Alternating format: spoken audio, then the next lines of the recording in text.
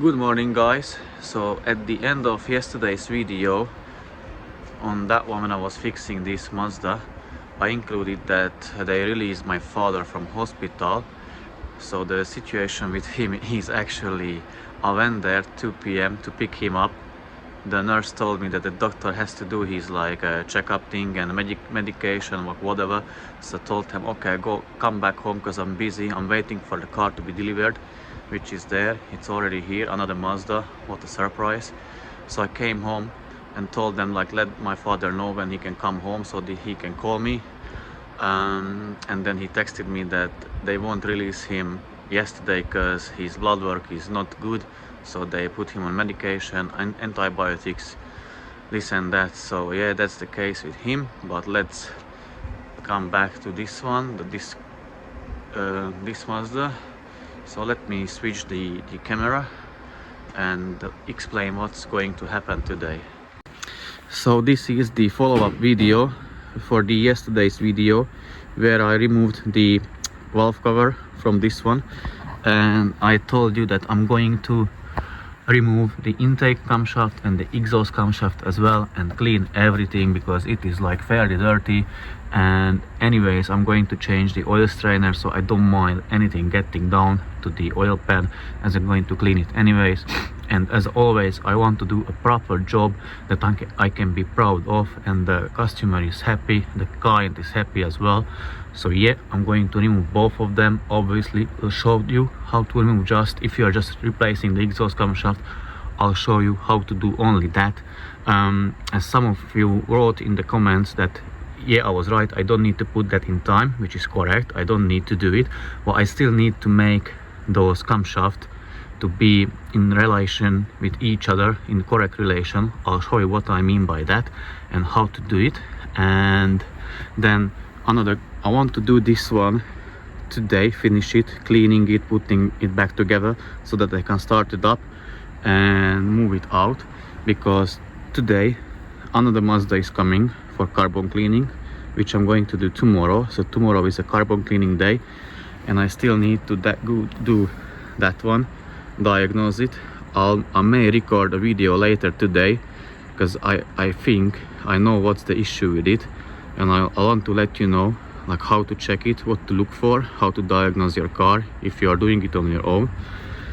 So yeah, without further ado, let me show you how to do it properly, how to remove the camshaft, how to clean it, and yeah, let's start working. So as my father is in hospital, I had to ask my father-in-law, my girlfriend's father, to come and help me, which I'm really great that he did, because I texted him or called him one day, and not the next one, the day after, he already like flown here. I picked him up from the airport and he's helping me from then, and we are going really great because I've got a lot of work to con, and he's giving me hand and great help. And let me show you what he's done yesterday. So yesterday we removed the parts, and see, when I went to pick up my father, in the meanwhile he cleaned all the parts. And what I want to show you, how well and meticulously he cleaned the injectors, the tips. So look at this one, like, hope the camera zooms in properly. Let me zoom in this way. It's shiny like a new, like seriously, it's very nice. So he's done a very great job and saved me time at the same time. So I'm really happy he is here. But now let's go back to the car and change that camshaft and clean the cylinder head. This is an old camshaft from another car, and as you can see on this sprocket there is a dot. This is the exhaust camshaft. It is worn already, it doesn't matter now. What I want to show you, that there is the dot, that's the mark or the sign. On the other, the intake camshaft, you have two dots. There is a teeth from the sprocket in front of that dot. So basically it should align, the dots should align. I'll show you on this camshaft because it will be really hard to see on the actual camshaft which is in the engine. That's why I brought a marker, and I'm going to mark that teeth where the dot is. So let me show you if I can. You should see, you see, there are the two dots. So basically the one dot should go in between of those two when I'm turning the engine over. So I'll mark the teeth on the exhaust camshaft and put a white mark here as well, so that I can see it better when it's going to be down there, because when they align they will be down there. And as this one being a manual, which I'm lucky, I prepared already the jack, gearbox in the 4th gear, and lift the car, turn the engine over by the wheel. If you have an automatic, it's no problem. You either remove a wheel, but you can like lift the car as well, and from here you turn the engine over by the crankshaft bolt, which is I think the size 21 hex socket. So yeah, let me lift the car,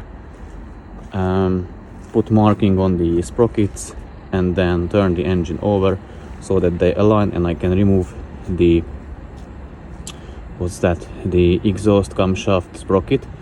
Then I'll remove, firstly I'll hoover that junk out, plug the injector holes, remove the oil shower, and then remove the exhaust camshaft sprocket where the timing chain is. I'll show you how to do it. So I marked the sprockets, as you can see, and those two white dots should align. So let me align them by turning the engine over. So as you can see, they are aligned, and the reason why I marked them, because they align down there and it's really hard to see those two dots, so it is much better for visibility. And the reason we done this, so that we can be sure of the relation of the two camshafts to each other, so we know that the position when we removed them was this. So we put them exactly back, the same position, same relation to each other, and things cannot go wrong, because we zip tie the chain to the sprocket and remove it. And the good thing about this engine, at least something, that the exhaust camshaft has this nipple, as you can see, and the sprocket has a hole in it for that nipple, so it can only go back in one way, so you can't really mess it up. And I'll show you like a bit later what I mean by that. Now if I want, I can lower the car, it's not necessary to be lifted anymore. So I'm going to remove the oil shower and hoover out that junk or that oil sludge, plug the injector holes and start removing the parts. I hoovered out that junk or oil sludge as much as I could. Now I'm going to plug the holes. I'm going to plug the hose with these plugs. So I thread it on this rod, put it down to the injector hole, and then remove the rod from it. And also, just to be on an extra safe side, I'm going to use this kitchen towel and plug the holes, the top of the holes. You can use rugs, kitchen towel, it doesn't really matter. So let me show you how to put it together. So the plug is on the end of the rod. I plug it into the hole and unthread the rod, and it stays in the injector hole and plugs it. And I'm going to plug the top of the injector hole with the kitchen towel. So basically go down the hole. Okay, I feel it is in the middle, and remove the rod and repeat it for all four, and then I can remove the oil shower.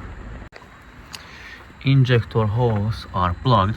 It doesn't matter if you plug it or the plugs are like the rug or the kitchen towel is a bit further down, because you're going to clean the surface to make it shiny again. And now the oil shower, it has 6 8mm bolts, I believe, or maybe 10, but it looks like 8mm to me.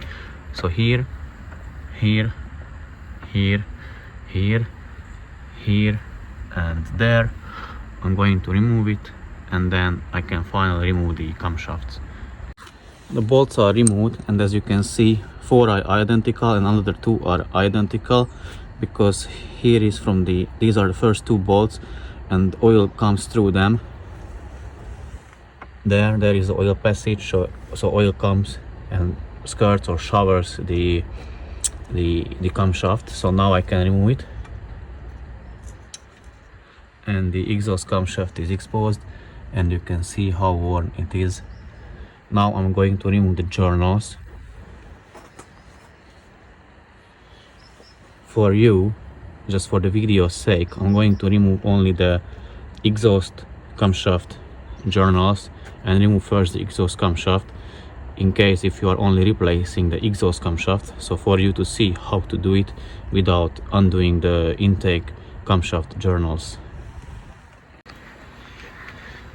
Before I'm removing the journals, I mark the sprocket on the end of the exhaust camshaft and zip tie it, the chain, to the sprocket, so that I know the relation of the chain to the sprocket. I'll show you in a second what I mean and why it is important.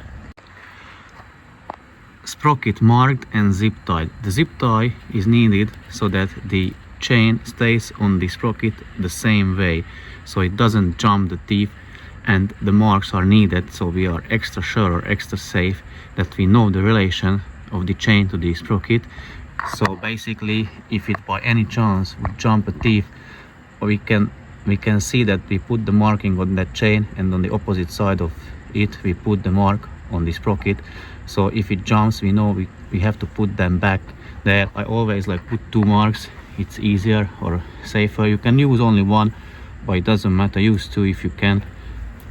Zip tie it, and now I can undo the camshaft bolt and obviously the journals. I think it looks a size 10mm hex bolts, so undo all the journals.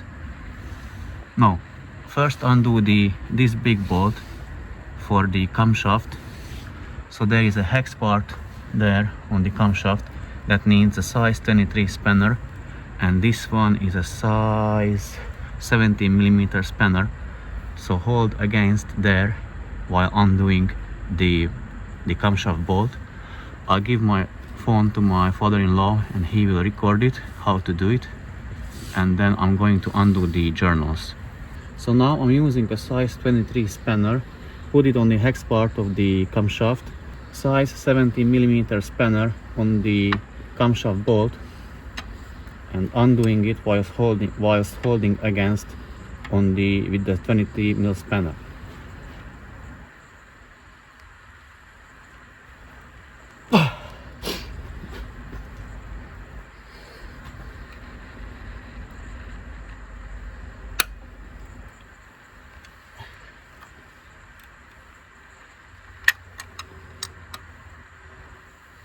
Okay, now I got it loose. I can leave it in place for now, and I can undo the journals. If you are replacing only the exhaust camshaft, you have to undo the first journal as well all the way. So it has 4 bolts, it has 5 basically, but you need to undo 4 of them. 1, 2, 3, and then 1 there, 4. And you have to remove this first journal, and then the rest of the journals, it's enough if you just remove for the camshaft. Bolts removed from the first camshaft journal, and it is very likely that you will have hard time to removing the journal because it will be stuck on there. So I like to use 2 pliers. Is it plier? No, sorry. Yeah, pliers, because I don't really want to pry on between the journal and the engine block or the surface. I rather use 2 pliers, 1 on each side, and just wiggle it. So I'll try to record that on camera.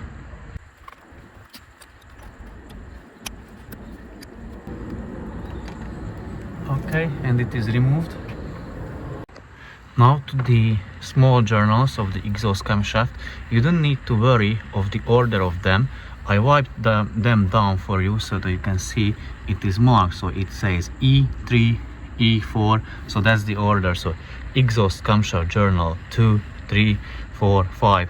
The numbers are on there, same as on the intake. It will be I3, I4, but remove them together with the bolts. Also, like, undo the bolts all the way, and then you can use the plier and just wiggle it a little bit, and you can remove the journals.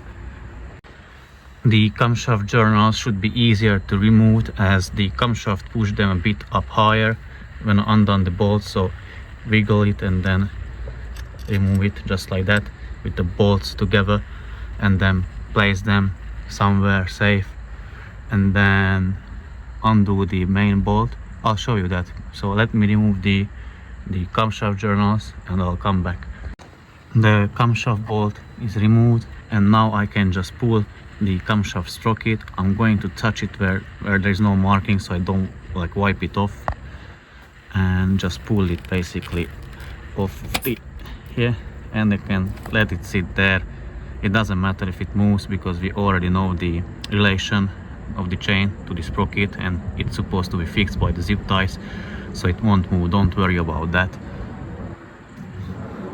And now I can remove the exhaust camshaft. So, little tip for removing the exhaust camshaft. So use two hands. Obviously you won't be recording, so you can. So lift it there, and then you have to turn it so that the camshaft lobe, the last lobe, is pointing upwards. Otherwise the bottom journal would be blocking the lobe, so it would be really difficult to remove. So yeah, that's my tip, and let me remove it.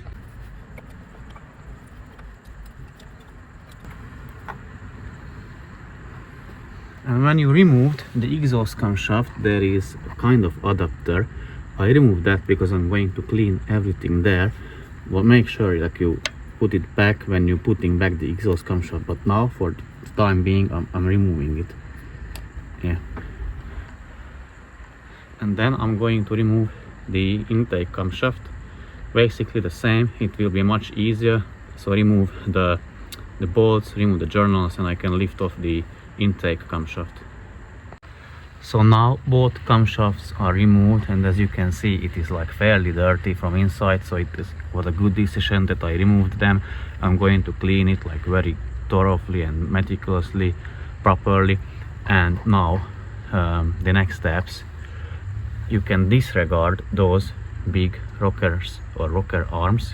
I don't know what they are exactly called. I think rocker arms. So you can disregard them because we are going to replace them. But for the small ones, or the tinier ones, or like a thinner ones, you need to make sure of the order of it, or make note of the order of it. So remove them by the order as they are in place. Remember the order, or put them aside exactly in the same order, because they are worn in relation to each other. So the rocker arms are worn into relation to the camshaft. So it's very good practice if you put them back to exact same place as they are coming from. Also, you will have to do the same with the tappets, hydraulic tappets, which are underneath the rocker arms.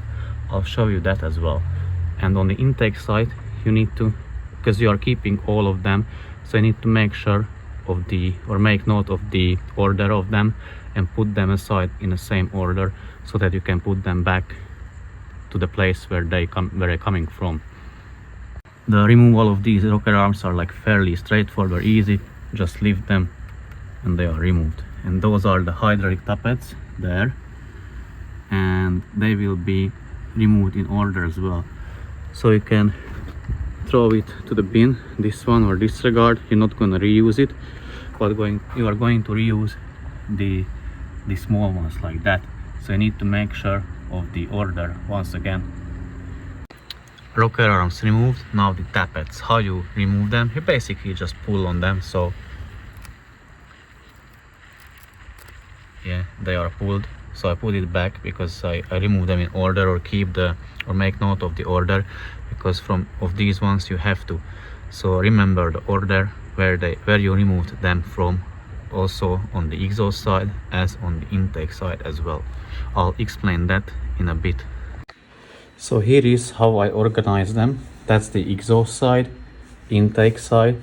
So this tappet goes to this rocker arm, there is a gap here, or the missing rocker arm for the exhaust side, you know, that big chunky one. So that's the tappet for that one again. So that's how they go. And the intake side, that's how they go together.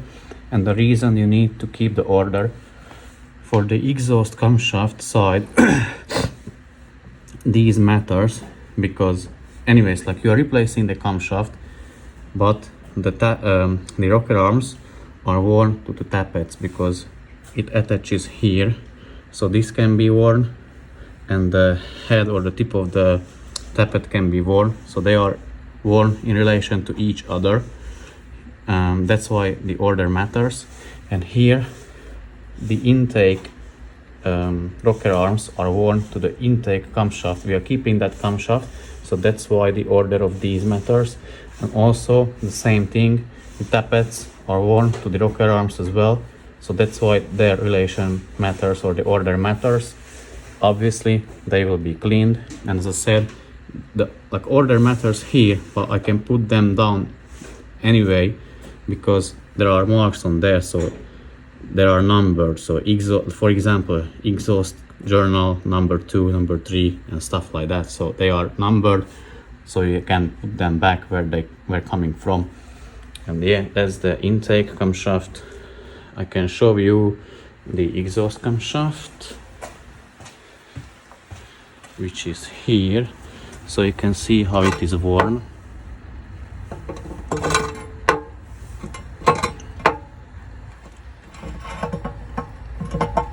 And the reason being the lobes are worn is because this is a softer material, or from the softer material than the actual rocker arm beneath it. So it wears it down and creates these lips. And then, like, basically what's happening, these valves, you got 2 valves per cylinder, and one of the valves won't open because from the profile is missing. So you won't have like proper combustion, fuel economy is affected, and other things. If you want me to explain what it causes, how to find it out, what are the symptoms, let me know in the comment section. I will do a separate video on that. What are the symptoms, causes, problems, issues, and stuff like that. And let me show the rocker arms.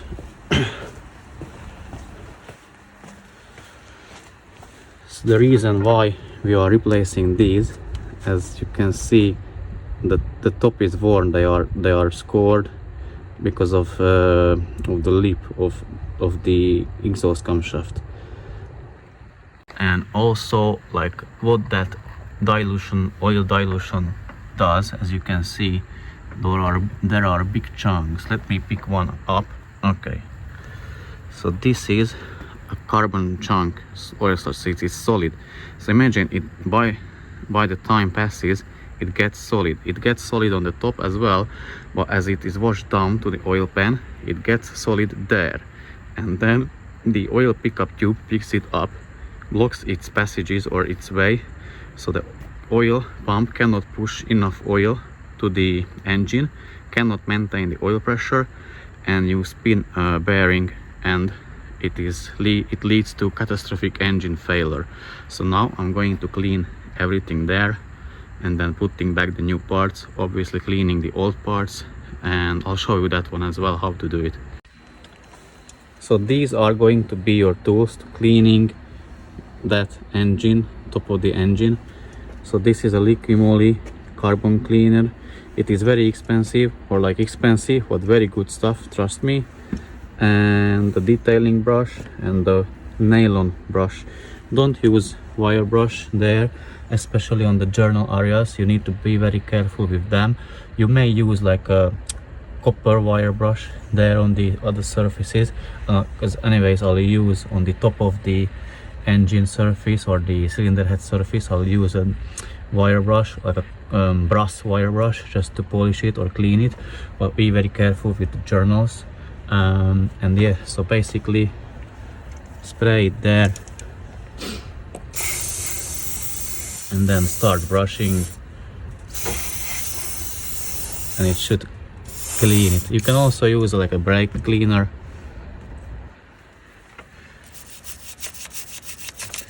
And that's how you do it. Repeat it till it is not clean. Like now if I like spray it, it should be already a bit cleaner. Let me try that. Yeah, as you can see, huge difference. So repeat it with the detailing brush, nylon brush, until it's properly cleaned. I'll show you the results. But after, if you do this, definitely 100% you have to change the oil, because it will be dirty and lot of or full of carb cleaner. It will be diluted, and then you just mess up your engine if you don't change the oil. So it's must thing to do after this type of cleaning of the cylinder head. Okay, I would say done with the cleaning of the cylinder head. So as you can see, the surface of it is nice and shiny. The walls are nice and shiny. Where you can see a bit of still like a black fluid, it's down there. But let me show you, like if I spray there a fluid, it's clean. So it's just the fluid, it needs to get down. Because if I spray it, it's like metallic color underneath. You see, it washes off. It's just the fluid there. So the EGR cleaner fluid. And also after this I will run an engine flush fluid in it, so it should clean it even better.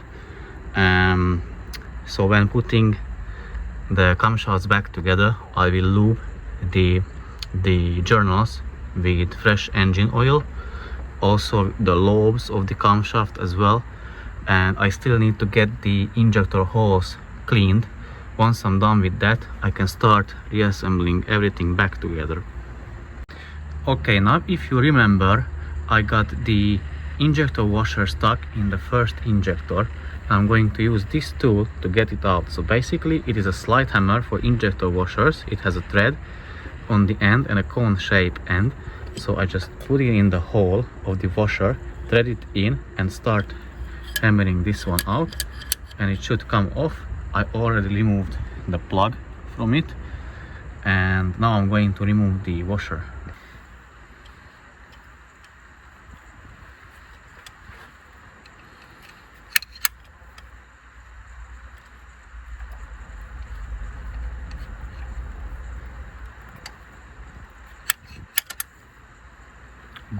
And as you can see, it is stuck on there and it's removed. I can put back the plug and clean the injector holes now. Then with this injector cleaner adapter for the drill, I cleaned the walls of the injector holes. Let me put a light in there. So the walls are cleaned. Obviously the plugs are still in there. And now I'm going to clean the surface where the injector sits with this adapter of the injector cleaner set, and then I will blow it up with an air gun, and once more with a clean rag put it on over the tip of the screwdriver or a long rod like this one, and then just clean it even better. Now I have cleaned the injector holes. I still have the plug there, but I will need to remove it later when I'm putting back the injectors, but I cleaned the holes. So I still need to do the hydraulic lifters to clean them and bleed them. I'll show one how to do it and what that means, and finally I can start reassembling this engine back together. Okay, here is the tappet. As you can see, I have checked every single one if they are good or worn. So basically how to check it: when you remove it from the engine, you need to press them. They shouldn't be able to compress or press them. If they are tight and firm, that's good, but obviously they are full of dirt, so I need to clean them from inside. So I got a bucket of diesel here and a bucket of engine oil. So first I'm going to submerge them into the diesel using a 1mm diameter rod. This is a 1.5 Allen key. So basically on the top of the hole I put it in and slightly just press it in, because there is a check ball down here, and with that pressed I will be able to compress it. So I compress it and it should come out like the dirt should come out. Then I will be able to compress it, and then once I clean from inside, then I will submerge it into engine oil and bleed it so it is full with engine oil. Some cars, they don't have to fill it up or bleed them. Some they do it in the car when the engine starts up, but Mazda manual says that this one has to be done this way, so I'm just following the manual. I will link I'll edit the manual, the pictures of the manual here, so that you can verify as well and how to do it. I'm going to show you only one. If you want, I have on my channel a full video where I explain everything a lot better. Feel free to watch it. If you want me, ask in the comment section and I can link the video for you. So let me clean this one. I'll try to record that on camera.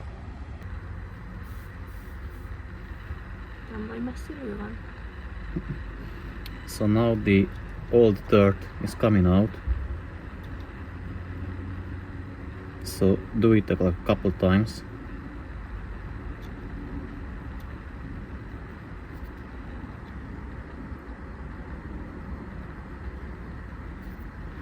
But now it is filled with diesel, so we need to do the same thing but in the engine oil. First I empty the diesel here, so there is no more diesel in there.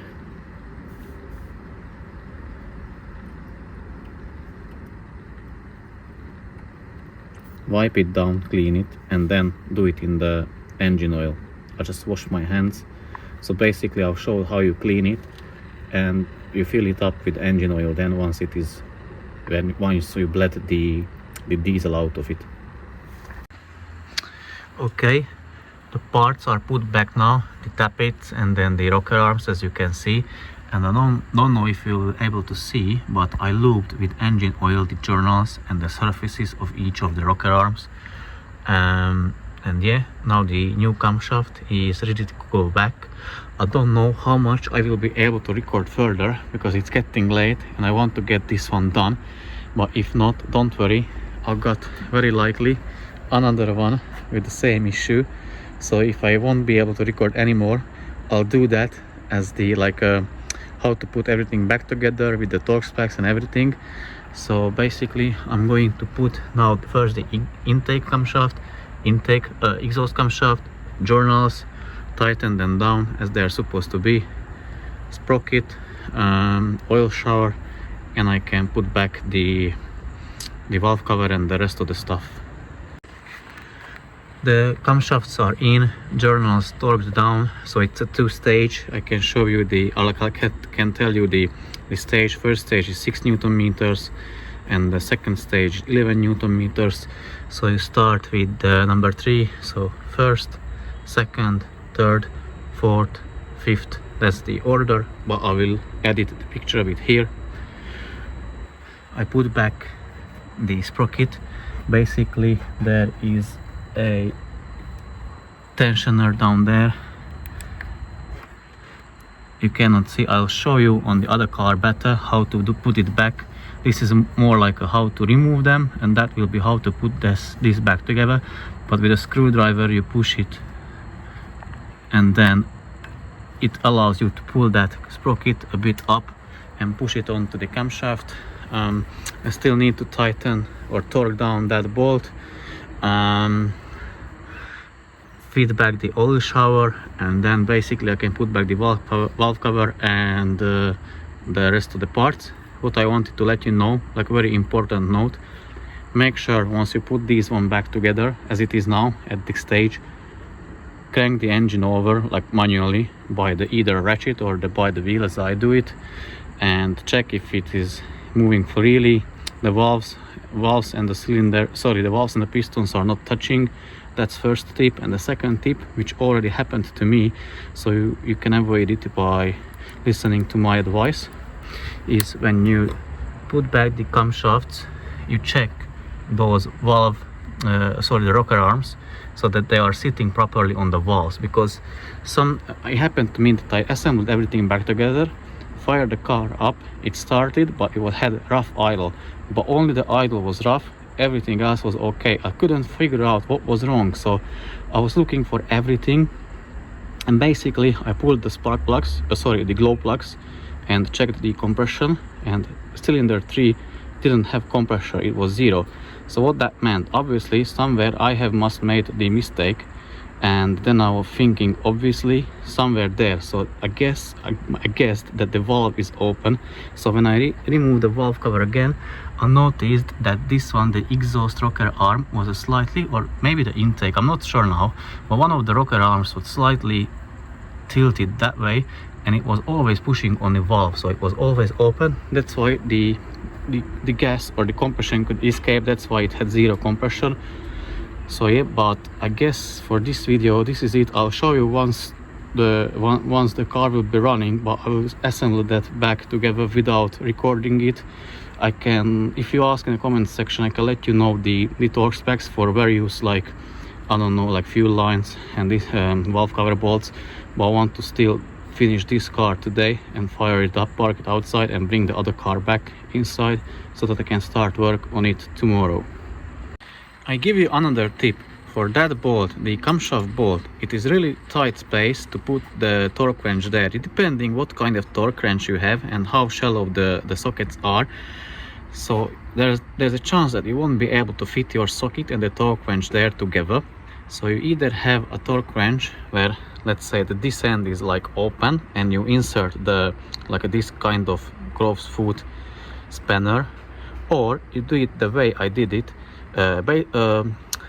I used an adapter from 1/2 inch to 3/8, and then this crow's foot spanner end, and I torqued it down to 130 Newton meters, whilst my father-in-law held against me there with a 23 millimeter spanner.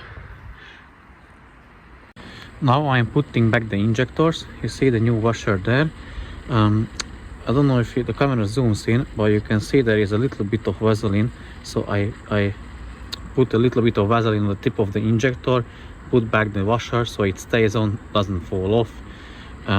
It goes on this way, so on the bracket the smaller hole is on the left side, bigger hole on the right side.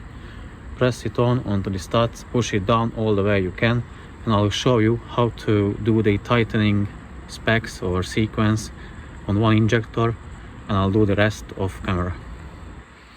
So basically I can put it on.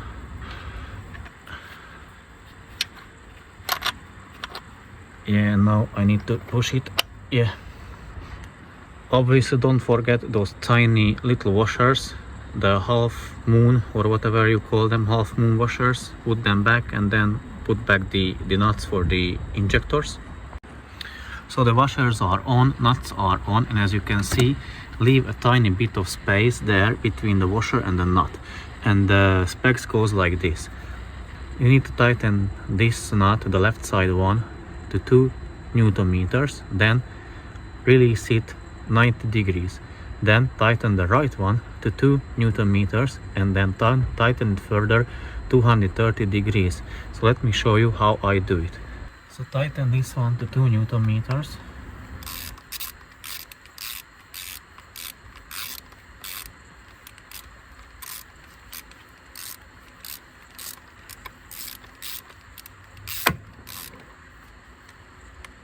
Okay, and now undo it 90 degrees. So basically I just do it by eye.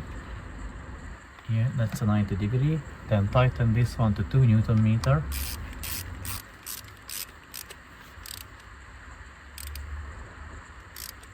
Yeah, now it's a 2 Newton meter, and 230 degrees, which is a 1/2 turn plus, let's say, 90 degrees. So I do it like this. And that's it. That's how you tighten the injectors. And then for the valve cover, the torque specs are 7 newtons, but I done in them for 10 Newton meters, and I will show you the picture of the tightening torque sequence and the torque specs. Okay, it is 4:15 now. We are up and running. Unfortunately no light. Yeah, up and running. So I managed to finish that one today, and I can carry on with the next one tomorrow with the carbon cleaning.